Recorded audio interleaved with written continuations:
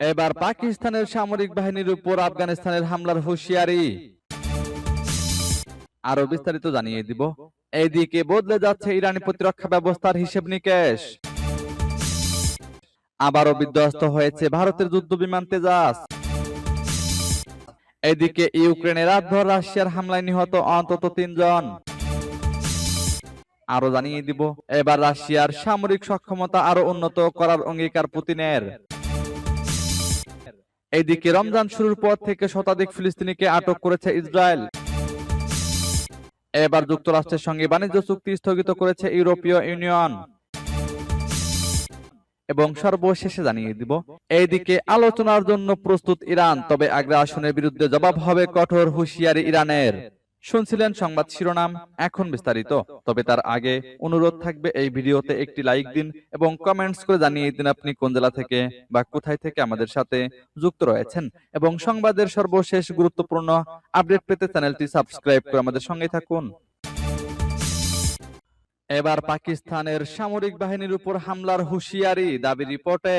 হামলায় বহু বেসামরিক নাগরিক হতাহতের ঘটনায় পাকিস্তানকে করা হুঁশিয়ার বার্তা দিল আফগানিস্তান।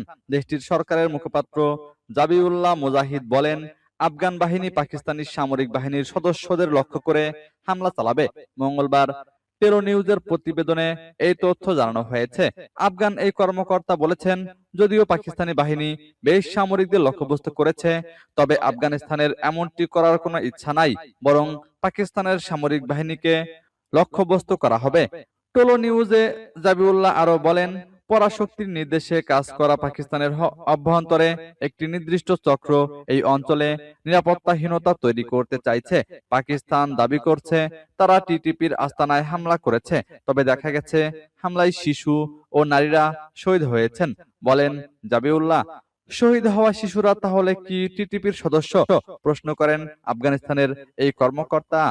জাবিউল্লাহ বলেন, টিটিপিকে লক্ষ্যবস্তু করার অজুহাতে পাকিস্তানের সামরিক বাহিনী আফগানিস্তানে হামলা চালিয়েছে, তবে তারা নারী ও শিশু সহ বেসামরিক নাগরিকদের হত্যা করেছে। এদিকে বদলে যাচ্ছে ইরানি প্রতিরক্ষা ব্যবস্থার হিসেব নিকেশ। যুক্তরাষ্ট্র ও ইরানের মধ্যকার চলমান উত্তেজনা এখন চরম বিস্ফোরণ উন্মুখ পর্যায়ে এসে দাঁড়িয়েছে। প্রেসিডেন্ট ডোনাল্ড ট্রাম্পের সাম্প্রতিক সামরিক পদক্ষেপ ইঙ্গিত দিচ্ছে মধ্যপ্রাচ্যে ইরানকে লক্ষ্য করে একটি বড় ধরনের এবং দীর্ঘমেয়াদী অভিযানের প্রস্তুতি নিচ্ছে ওয়াশিংটন।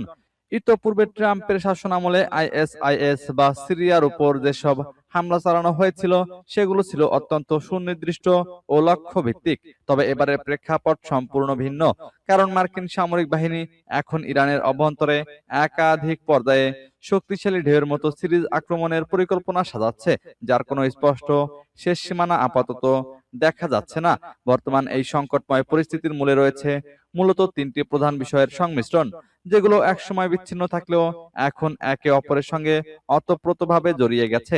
ইরানের বিশাল ক্ষেপণাস্ত্র ভান্ডার, দেশটির অভ্যন্তরে চলা গণবিক্ষোভের উপর ভয়াবহ দমনপীড়ন এবং তাদের অমীমাংসিত পারমাণবিক কর্মসূচি আজ যুক্তরাষ্ট্রকে একটি বড় সংঘাতের দিকে ঠেলে দিয়েছে। বিশেষ করে গত বছরের অক্টোবরে যখন ইরান থেকে ইসরায়েলের দিকে ঝাঁকে ঝাঁকে ক্ষেপণাস্ত্র ছুড়ে মারা হয়েছিল, তখন থেকেই মধ্যপ্রাচ্যের শক্তির ভারসাম্য বদলে যেতে শুরু করে।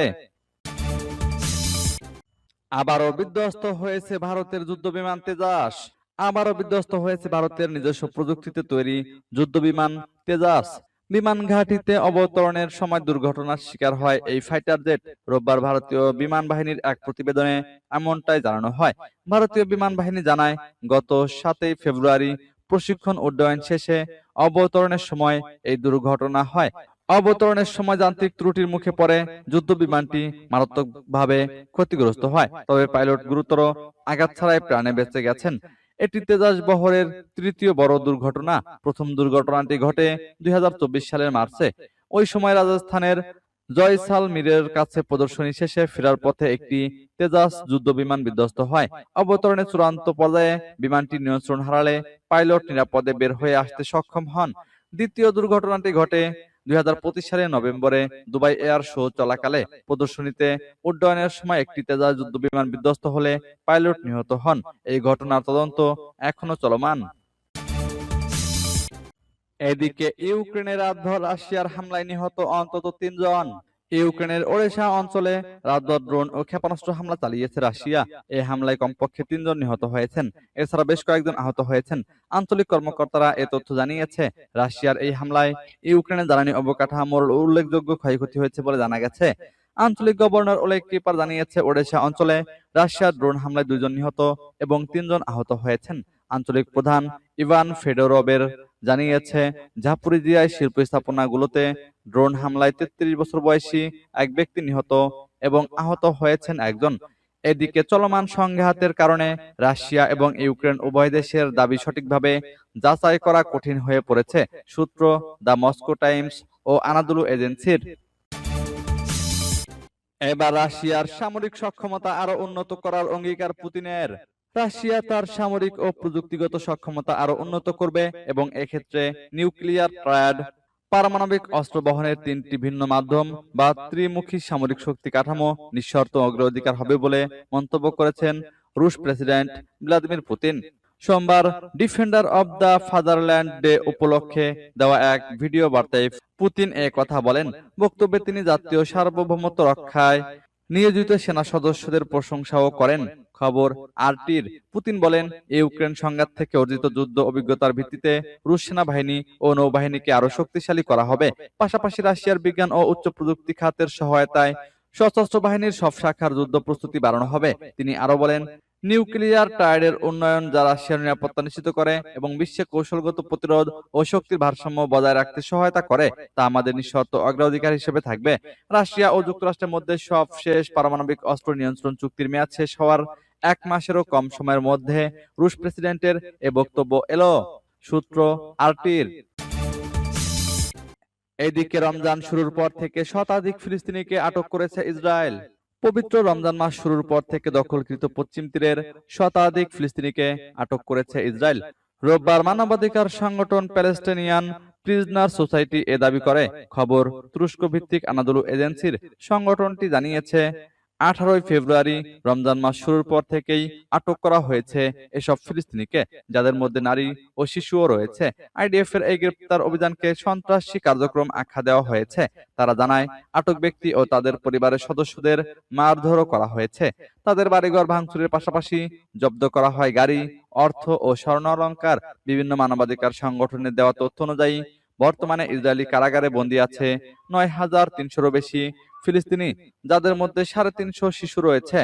নির্যাতন, ক্ষুধা ও চিকিৎসার অবহেলায় মৃত্যুও হয় অনেকের। এবার যুক্তরাষ্ট্রের সঙ্গে বাণিজ্য চুক্তি স্থগিত করেছে ইউরোপীয় ইউনিয়ন। আমেরিকার সঙ্গে গত জুলাইতে যে চুক্তি হয়েছে তা স্থগিত করতে যাচ্ছে ইউরোপীয় ইউনিয়ন। গতকাল সোমবার ইউরোপীয় ইউনিয়নের সিদ্ধান্ত নেওয়ার কথা। প্রেসিডেন্ট ট্রাম্পের আরোপিত শুল্ক নীতির নানা বিষয়ের উপর নিষেধাজ্ঞা দিয়েছে আমেরিকার সুপ্রিম কোর্ট। তারপরেই সামগ্রিক 10% শুল্ককে 15% নিয়ে যান ট্রাম্প। এরপরেই রবিবার ইউরোপীয় ইউনিয়নের পক্ষ থেকে এই সিদ্ধান্ত নেওয়া হচ্ছে। ব্লুমবার্গ নিউজের প্রতিবেদনে এটাই জানা যাচ্ছে। যুক্তরাষ্ট্রের সঙ্গে বাণিজ্য সমঝোতা নিয়ে ইউরোপীয় ইউনিয়নের হয়ে আলোচনা করছেন জেলজোনা জোভকো। তিনি ব্লুমবার্গকে বলেন, ইউরোপীয় ইউনিয়নের কাছে আর কোনো পথ নেই। পরিস্থিতি স্পষ্ট ধারণা পেতে সমঝোতা অনুমোদনের প্রক্রিয়া পিছিয়ে দেওয়া ছাড়া উপায় নেই। ব্লুমবার্গের রিপোর্ট বলছে, গতকাল সোমবার ইউরোপিয়ান পার্লামেন্ট এই সমঝোতা অনুমোদনের আইনি প্রক্রিয়া স্থগিত করা হবে। পার্লামেন্টের বাণিজ্য কমিটির চেয়ারম্যান জরুরিকালীন বৈঠক ডেকেছেন বলেও জানা গেছে। সেখানে উপস্থিত থাকার কথা ইউরোপীয় ইউনিয়নের দূতদের। প্রতিবেদন বলছে, বৈঠকে আমেরিকার সঙ্গে বাণিজ্য সমঝোতা নিয়ে আলোচনার জন্যই বৈঠকে ডাকা হয়েছে। সুপ্রিম কোর্টের রায়ের পর তারা কি করবে এই নিয়ে ইউরোপীয় কমিশন ওয়াশিংটনের কাছে সম্পূর্ণ স্বচ্ছতা দাবি করেছে। এদিকে আলোচনার জন্য প্রস্তুত ইরান, তবে আগ্রাসনের বিরুদ্ধে জবাব হবে কঠোর, ইরানের হুঁশিয়ারি। যুক্তরাষ্ট্র ও ইরানের মধ্যে নতুন দফা আলোচনা জেনেভায় অনুষ্ঠিত হওয়ার কথা রয়েছে। এর আগে তেহরান আবারও জানিয়েছে যে তারা পারমাণবিক কর্মসূচি নিয়ে ওয়াশিংটনের সঙ্গে কূটনৈতিক সমাধান চায়, তবে সামরিক পদক্ষেপ নেওয়া হলে আত্মরক্ষায় কঠোর জবাব দেবে।